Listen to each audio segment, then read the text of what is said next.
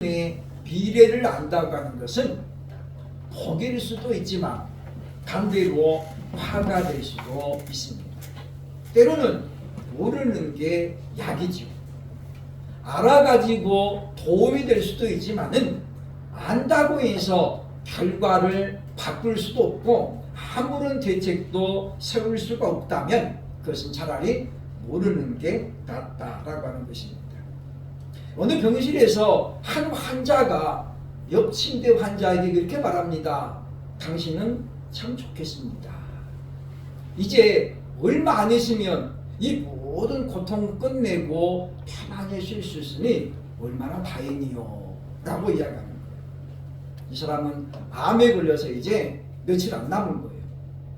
그런데 이 사람이 그 말을 듣더니 화를 내는 게 아니에요. 그죠? 화를 안 내고 물어보는 거예요. 당신은 도대체 무슨 질병 때문에 왔습니까? 이 사람 미안합니다. 나는 여러 가지 합병증을 앓고 있는데 그래서 나는 빨리 죽고 싶은데 언제 죽을지를 도대체 알 수 없다. 그래서 하루하루가 자기 너무 힘들다는 거예요. 참 보면 상식을 뛰어넘는 그런 대화인 것 같습니다만은 우리가 가만히 생각을 해보니까 죽을 날을 받아놓은 사람은 차라리 행복한 거예요. 며칠만 지나면 나는 이제 가잖아요. 그죠? 근데 이 사람은 고통이 굉장히 심한데도 불구하고 병원에서 그런 말을 안 해주는 거예요. 그러니 이 알지도 못하는 그런 기약 속에서 고통을 당하는 것이 얼마나 어려운가라고 하는 것입니다. 우리는 살아가면서 우리에게 한계가 있다는 걸 우리가 발견하게 됩니다. 즉 무슨 이야기냐면 우리 힘으로 할 수 있는 것이 있는가 하면 우리 힘으로 할 수 없는 일들도 너무도 많다는 거죠. 문제는 중요하고 핵심적인 것은 우리 힘으로 할 수 없다는 것입니다. 그것은 바로 질병의 문제도 마찬가지고 사망의 문제도 마찬가지다라고 볼 수 있습니다. 예수께서 새끼 나귀를 타시고 예루살렘에 입성하던 날에 많은 사람들이 앞에서 뒤에서 종려나무 가지를 흔들면서 주님을 환영했습니다. 마태복음 21장 9절에 보면 이렇게 말합니다. 앞에서 가고 뒤에서 따르는 무리가 소리 높여 이르되 호산나 다윗의 자손이여 찬송하리로다 주의 이름으로 오시는 이여 가장 높은 곳에서 호산나 하더라. 사람들은 기쁨으로 예수 그리스도를 영접합니다. 왜냐하면 그분이 오시면 지금 자신들을 구원해 주는 분으로 믿었기 때문이죠. 호산나라는 말은 원하오니 구원하소서라는 히브리어입니다. 히브리어를 헬라어로 옮겨서 적은 단어가 바로 호산나라는 것인데 왜 사람들은 자신의 구원이라고 예수님을 이렇게 환영했을까요? 그것은 그들이 바라는 구원과 예수님 바라는 구원은 전혀 달랐기 때문입니다. 그들은 예수님께서 지금 로마의 학정에서부터 로마를 몰아내고 이스라엘을 건져낼 구원자로 보았던 것이고 예수님은 그들을 위해서 자신이 죽어야만이 그들을 구원할 수 있음을 알았기 때문이라고 하는 것입니다. 사람이 내일 일을 안다는 것은 그렇게 유쾌하지만은 않습니다. 종려주일에 예수님은 이제 어린 나귀 새끼를 성경의 예언을 따라서 타고 오시면서 바로 내일부터 자신에게 수많은 고난과 모멸이 예고되어 있음을 그는 이미 알고 있었습니다. 환영하는 사람들은 그것을 전혀 모르고 호산나 높은 곳에서 오시는 이여 찬송하리라고 고백하고 있지만은 예수님은 그들이 외치는 그 음성이 과연 자신이 마셔야 될 잔을 알고 있는지 없는지 생각하고 있었다라고 하는 것입니다. 우리가 성경을 대하면서도 누구의 입장에서 보느냐에 따라서 성경은 전혀 달라집니다. 우리가 하나님 편에서 보는 것과 사람의 편에서 보는 것은 성경을 해석하기가 달라지기 때문이다라고 하는 것입니다. 따라서 예수님은 바로 그들이 이제 구원을 얻기 위해서는 어떤 방법을 통해서 해야 되는가를 예수님은 알고 있었다라고 하는 거죠. 그러나 그럼에도 불구하고 예수님이 어떻습니까? 그 고난의 잔을 피하기는커녕 당당하게 예루살렘에 입성하는 것을 우리에게 보여주고 있다는 것입니다. 그럼에도 불구하고 예수님은 우리가 아는 것처럼 자신이 마셔야 될 고난의 잔에 대해서 고민했음을 성경은 우리에게 이렇게 소개합니다. 마태복음 26장 42절에 보면 다시 두 번째 나아가 기도하여 이르시되 내 아버지여 만일 내가 마시지 않고는 이 잔이 내게서 지나갈 수 없거든 아버지의 원대로 되기를 원하나이다. 예수님 자신은 지금 땀방울이 핏방울 되어 떨어지듯이 그렇게 간절하게 기도하는데 주께서 사랑하시는 제자들은 그냥 졸리며 자고 있는 그 순간에 주님은 그렇게 기도하셨던 것을 성경 우리에게 보여주고 있습니다. 종려주를 맞으면서 고난주간으로 연결되는 이 오늘 귀한 날에 우리는 과연 주님이 당하신 고난은 어떤 의미가 있는지 고난당하신 의미를 다시 한번 생각하고 은혜 받는 시간이 되기를 원합니다. 첫째로 보면 4절로 5절 보면 예수님의 고난은 우리의 죄와 허물을 인함이라고 분명히 말씀해주고 있습니다.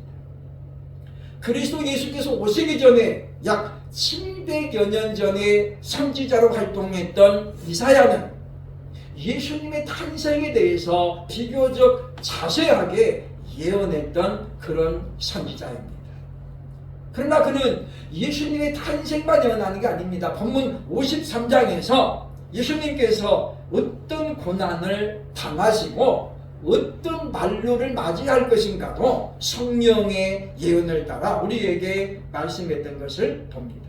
그래서 오늘 본문 5절에 말합니다. 그가 찔림은 우리의 허물 때문이요 그가 상함은 우리의 죄악 때문이다 라고 말하죠.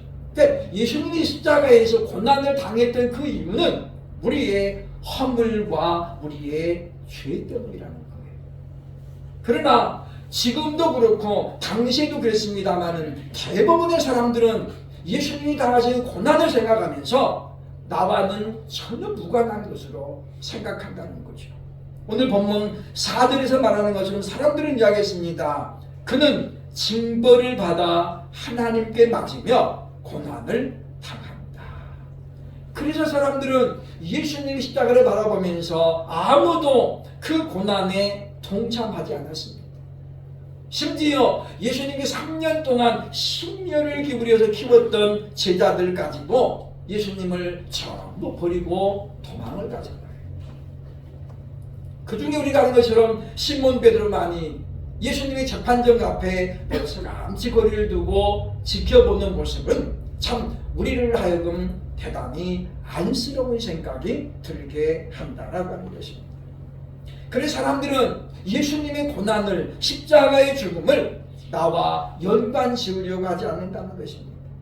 그래서 사람들은 여전히 지금도 복음을 외면하고 있고 그리스도의 십자가의 희생에 별다른 의미를 두지 않고 살아가는 것을 봅니다. 그러나 우리는 이제 이 고난주간을 우리가 맞이하면서 우리가 지은 죄와 허물을 돌아보고 다시 우리는 철저하게 회개함으로 말미암아 새로운 사람이 되기 위한 몸부림을 우리가 이번 한 주간에 이제 쳐야 되겠다라고 하는 것입니다. 왜냐하면 우리가 힘쓰고 애써서 우리 자신을 정화하지 않으면 우리가 다짐하지 않으면 우리는 이 험한 세상에서 점점 우리가 더러워질 수밖에 없다고 하는 것입니다.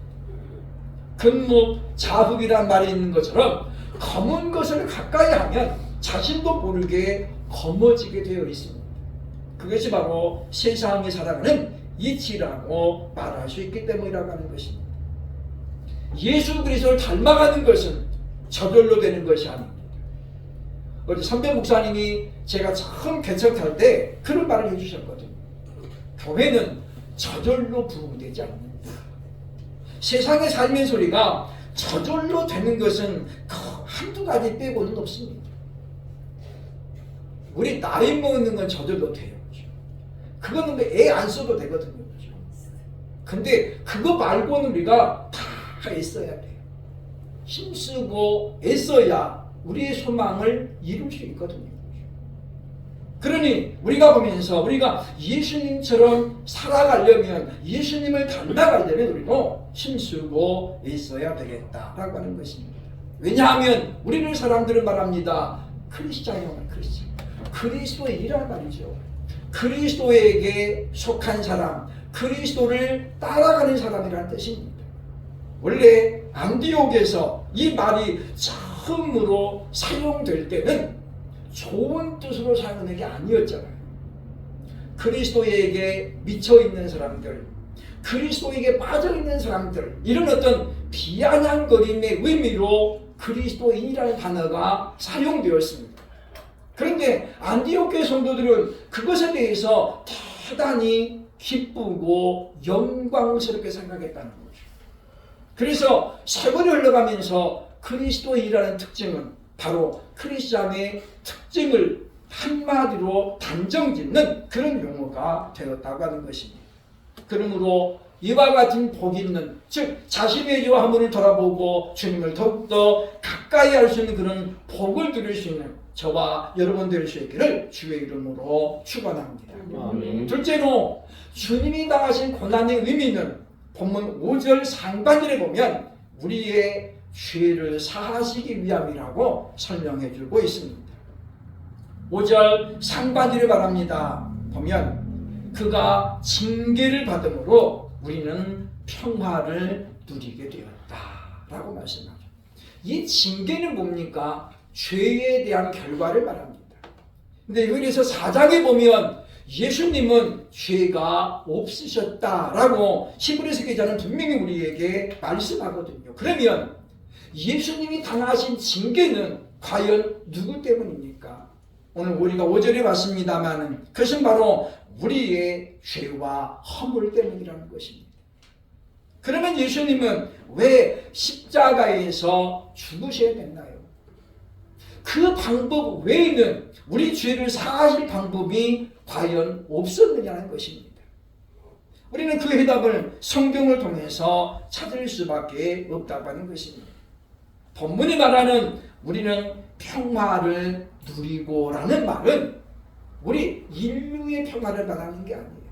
수평적인 평화를 말하는 것이 아니라 수직적인 평화를 말합니다. 하나님과 인류는 원래 화목된 관계였죠. 그렇죠? 우리 에덴 동산에서 하나님은 아담과 하와와 마음껏 교제했습니다. 교통했죠.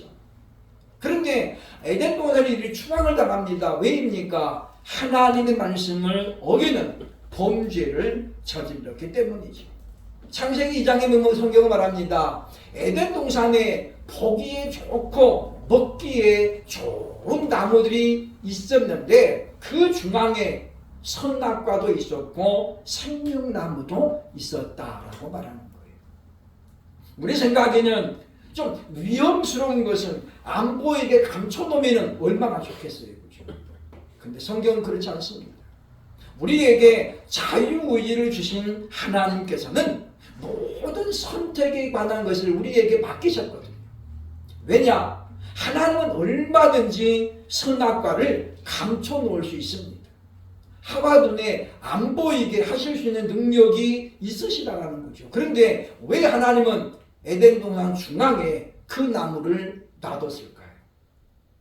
그것은 보기에 따라 다릅니다만은 하나님께서 그 나무를 동산의 중앙에 두신 이유는 딱 한 가지입니다.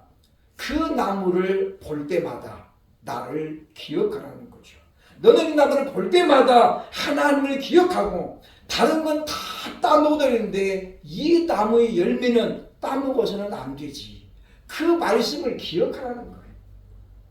우리가 신호등의 빨간 등을 보면 지금은 내가 건너가면 안 되는구나 라는 것을 주의하는 것과 똑같습니다. 근데 사람들은 그 빨간불에도 그냥 달려갑니다. 그러다가 사고가 난다는 것이죠.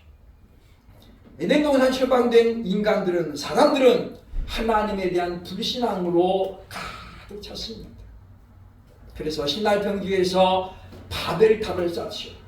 하나님이 아무리 많은 비를 내려도 우리가 그 홍수를 이겨내보자라는 불신앙에서 바벨탑을 쌓습니다. 그 결과는 무엇입니까? 그때까지는 언어가 하나였다는 거예요. 모든 사람들이 똑같은 말을 썼습니다. 그런데 하나님께서 그것을 보시고 그때 언어를 혼잡하게 하셨다라는 거죠. 얼마나 많이 불편이 됐습니까? 그래서 사람들은 같은 언어를 쓰는 사람들끼리 이제 모여서 살게 됩니다. 그것이 바로 인류의 분산입니다. 사람들이 하는 것은 하나님께보다 점점 멀어지는 것이었습니다. 북이스라엘이 멸망을 당해도, 그리고 남유다가 바벨론에서 멸망을 당해도 그들은 자신의 죄와 허물을 깨닫지 못했습니다. 이사야는 북이스라엘의 멸망을 보면서 그렇게 탄식하고 있습니다. 이사야 보면 1장 3절에 말하고 있습니다. 소는 그 인자를 알고 나귀는 그 주인의 부유를 알건만은 이스라엘은 알지 못하고 나의 백성은 깨닫지 못하는도다. 이사야가 볼 때 이스라엘은 어땠다는 거예요? 소보다도 못한 존재였고 나귀보다도 못한 존재였다는 거예요. 여러분, 저도 시골에서 소도 키워보고 강아지도 키워봤습니다만은 이 소나 개가 왜 주인을 반기는지 아십니까? 자기들에게 먹을 걸 주기 때문이에요. 먹여주고 보호하는 사람을 보면 그 짐승들은 전부 다 반가워합니다. 그 사람 자체가 반가운 것보다도 그 사람이 등장하면 뭔가 먹을 것이 따라온다는 것을 그들도 알기 때문이라는 거죠. 그런데 이스라엘은 몰랐다라고 말씀하고 있습니다. 왜 하나님은 독생의 성자 예수님을 십자가에 버려야만 되실까요? 히브리서 9장 22절에 이렇게 말합니다. 율법을 따라 거의 모든 물건이 피로써 정결하게 되나니 피 흘림이 없은즉 사함이 없느니라. 이것이 하나님이 세우신 사죄의 원칙입니다. 그런데 하나님은 하나님이 정하신 그 원칙을 스스로 깨뜨릴 수가 없는 거예요. 왜냐? 하나님은 완벽하신 분이기 때문입니다. 그래서 누군가 죄 없는 이가 우리의 허물과 죄를 대신 담당해 줘야만이. 그래서 사도 요한은, 세례 요한은 그를 가리켜서 보라 세상 죄를 지고 가는 하나님의 어린 양이로다. 그래서 유월절에 드려졌던 그 어린 양으로 예수님을 소개했던 우리는 보게 된다라고 하는 것입니다. 예수님은 마침내 이 땅에 오셔서 바로 우리의 죄의 문제를 해결하시기 위해서 기꺼이 유월절 어린 양이 되셨고, 그리고 고난과 조롱을 당하는 그런 고난주간을 꿋꿋이 이겨냈음을 우리는 성경을 통해서 보게 된다고 하는 것입니다. 그러므로 우리는 이제 하나님의 거룩하신 사랑 앞에 다만 감사로 고백하면서 나도 주님을 따라가겠노라고, 주님이 맡겨주신 사명을 감당하겠노라고 다짐할 수 있어야 할 것입니다. 세 번째, 주님이 나가신 고난의 의미는 무엇입니까? 본문 5절로 6절을 보면 우리의 회복을 위함이라고 설명하고 있습니다. 본문 5절 하반절에 이렇게 말합니다. 그가 채찍에 맞음으로 우리는 나음을 받았도다. 이 나았다라는 말은 상처가 치료되다라는 뜻도 있지만은 전체적으로는 회복이라는 의미를 강조하고 있습니다. 그가 채찍에 맞음으로 우리는 회복이 되었다라는 거예요. 에덴 동산의 아담과 하나님과의 관계처럼 이제 우리는 아버지와 자녀의 관계로 회복이 되었다라고 하는 것입니다. 바로 예수님이 채찍에 맞음으로 우리는 그 결과로 이와 같은 은총을 누리게 되었다라고 하는 것입니다. 마치 돌아온 탕자에게 유산을 밀리 묻어가지고 그것을 다 방탕을 써버리고 이제 거지가 되어 돌아온 그 아들. 나는 이제 아버지 아들이라고 할 수가 없습니다. 라고 자신을 내려놓았던 그 아들에게 아버지가 한 것이 무엇입니까? 나가라는 게 아니었습니다. 아버지는 옷을 갈아입히고 그리고 가락지를 끼워주면서 신발을 사고이 신깁니다. 다시 너는 내 아들이라고 하는 아버지와 아들의 관계가 회복이 되었다는 거죠. 이것이 바로 예수께서 십자가를 져야 했던 목적이라고 성경은 우리에게 알려주고 있다는 것입니다. 그러므로 이제 우리는 더 이상 죄인이 아닌 의로운 자로 아버지 앞에 서서 하나님을 아버지라고 부를 수 있는 그런 권한이 주어졌다는 거예요.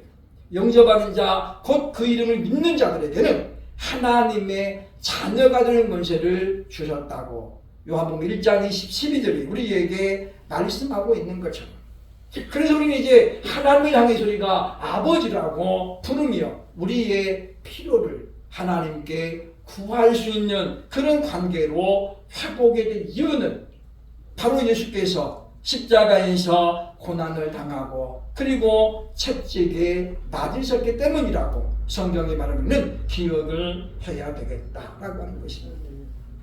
우리가 질병을 알아도 우리에게는 소망이 있는 것은 무엇입니까? 우리에게 영원한 소망이 하나님의 나라가 보장되어 있기 때문이라는 거예요. 그러므로 바울은 우리에게 말합니다. 너희가 놓였느냐 또는 너희가 매였느냐, 매이기를 구하지 말라는 거예요. 왜냐하면 매인 자나 노인 자나 하나님 나라에 소망이 있으면 그것이 더 중요하기 때문입니다. 질병이 있으니까 낫기를 위해서 힘써서 기도해야 됩니다. 그러나 그리 되지 않을지라도 우리는 결코 낙심하거나 좌절할 필요가 없습니다. 왜냐? 우리에게 질병과 사망은 더 이상 형벌과 저주가 아니기 때문입니다. 우리는 하나님 나라를 소망하며 살아갑니다. 많은 사람들을 소망하잖아요. 그죠? 천국은 어떤 곳이다. 성경이 말하고 있는 것처럼. 그럼에도 불구하고 많은 사람들은 되도록이면 이 땅에서 더 살기를 원합니다. 말로는 빨리 가야지. 그럼에도 불구하고 빨리 가기를 소원하는 사람은 별로 없습니다. 사도 바울은 성경에 보니까 하나님 나라에 빨리 가고자 애썼던 사람이 있어요. 그러나 이 역시 자신의 기도로는 되지 않음을 인정하고 있음을 우리가 기억을 해야 됩니다. 우리가 세상에 오래 살고 싶어도 우리 소원대로 안 되는 것처럼 우리가 또 하나님 나라에 빨리 가고 싶어도 그것도 우리 소원대로 안 되기 때문입니다. 하나님께서는 우리에게 사명을 맡겨주셨고 그리고 그 사명을 다하면 하나님 우리를 불러가십니다. 그리고 영원한 안식에 거하도록 우리에게 위로 주시는 분을 우리는 믿고, 그래서 우리는 하나님이 내게 주신 사명이 무엇인가를 분명히 알고 하루하루를 살아가면서 그 사명을 온전히 감당하려고 힘쓰고 있어야 되겠다라고 하는 것입니다. 죽음은 예수님께서 부활을 이루기 위해서 당해야 했던 과정과 같습니다. 부활이 없이 이 부활의 영광을 누리려면 반드시 죽어야 됩니다. 그런데 우리는 그 죽음의 단계를 뛰어넘고자 하거든요. 영광만 누리고 싶어하고 하나님의 자녀로서의 복만 누리기를 원하지, 사실 예수님이 당하신 고난에 동참하기를 원하는 사람들이 누가 있겠습니까? 그러나 성경은 분명히 말합니다. 로마서 8장을 통해서 바울은 말합니다. 너희가 하나님의 양자이거든 그 영광에 동참하기 위하여 고난에도 동참해야 할 것이다. 왜냐? 우리가 어두운 밤을 통과하지 않으면 아침은 돌아오지 않기 때문에. 그래서 오늘 시인은 말합니다. 새벽이 가까울수록 어둠은 짙은 법이다. 그러나 아무리 터널이 길어도 반드시 끝은 있습니다. 제가 재작년인가에 양양 고속도로를 탔는데 그 터널이 엄청나게 길더라고요. 그죠? 그래서 제가 나중에 찾아보니까 무려 터널 길이가 10km가 넘어요. 10km. 그걸 보고 제가 깜짝 놀랐습니다. 야, 우리나라 정말 터널을 뚫는 기술이 세계적이구나. 그 일자로 되는 것도 아니잖아요. 막 가다 보면 꼭 S자로 나오고도 그래요. 그죠? 그거를 양쪽에서 뚫었다는 거 아닙니까? 한쪽에 뚫는 게 아니라 양쪽에서 그냥 뚫는 거예요. 양쪽으로. 10km가 넘는 것이고. 그래도 그게 부실공사로 이어지지 아니하고 많은 사람들이 애용하는 그런 터널이 됐습니다만 그래도 10km가 돼도 언젠가는 끝은 나와요. 그죠? 계속 가는데 그래도 태양이 비치는 곳은 나오게 되어 있다라는 것입니다.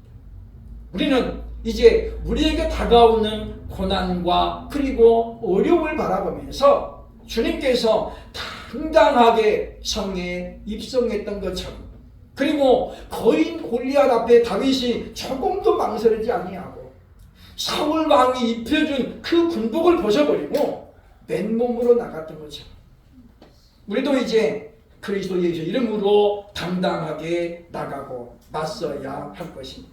왜냐하면 우리 앞에 다가오는 고난은 우리가 피할래야 피할 수 없기 때문이고 그것을 피해가지고는 결단코리가 하나님의 자녀로서의 삶을 살아가기 어렵기 때문이라는 것입니다. 문제는 피해서 되는 게 아닙니다. 반드시 이겨내야 한다는 것입니다. 그러므로 우리가 오늘 말씀을 기억하면서 예수님께서 고난을 당하기 위해서 예루살렘에 지금 신이 들어가시잖아요. 그를 환영하는 사람들의 속내와 예수님의 마음은 전혀 달랐지만은 그럼에도 불구하고 주님은 그 길을 당당히 가셨던 것처럼 저와 여러분도 하나님 나라를 소망하기 때문에 우리 앞에 어떤 문제가 있을지 알 수 없지만 그럼에도 불구하고 예수님처럼 당당하게 믿음으로 달려나가면서 참으로 힘차게 우리의 삶을 살아갈 수 있는 그래서 믿음의 성전고를 올릴 수 있는 저와 여러분 될 수 있기를 주의 이름으로 축복합니다. 기도하겠습니다.